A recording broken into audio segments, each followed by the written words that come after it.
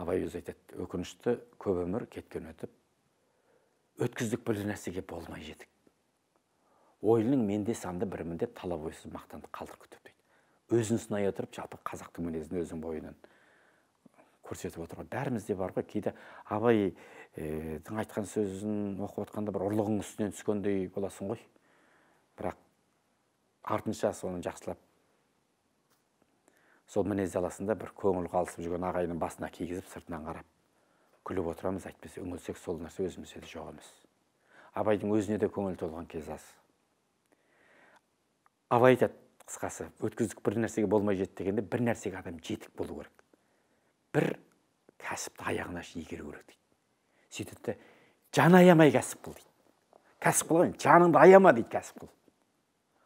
Кәдімгі ғана үлкен Олимптің шыңына шыққан жаңағы спортшы жан аямай тренировка жасайды да сонымен нәтижеге жетеді ғой. Сол сияқты бір кәсіп істегенде, нәсіп іздегенде де жан аямай кәсіп қылсаң, нәсіп келеді. Абайдың қойып отырғаны үлкен бір кереметтей планка емес. Не істесең де жөнін біл, ретін тап дейді. Абайдың керемет сөзі бар. Ісім өнсін десе ретін тап дейді. Өлеңінде айтады, бас жоғары жаралған мойын төбең, қарасаң дүние біткен ретіменен дейді. Яғни рет система. Система ол рет-ретімен келіп отыратын, қадам-қадаммен келіп отыратын дүние. Енді кәсіп деген қазір міндетті бір бизнесмен ғана болу сияқты болады. Ол міндетті түрде бизнесмен ол деген сөз емес. Таксист боласың ба, малшы боласың ба, официант боласың ба, ол да кәсіп. Есіктің алдын сыпырсаң да оны мүлтіксіз сыпыр. Ақырын жүрсең, арқырын жүре бер, бірақ анық бас.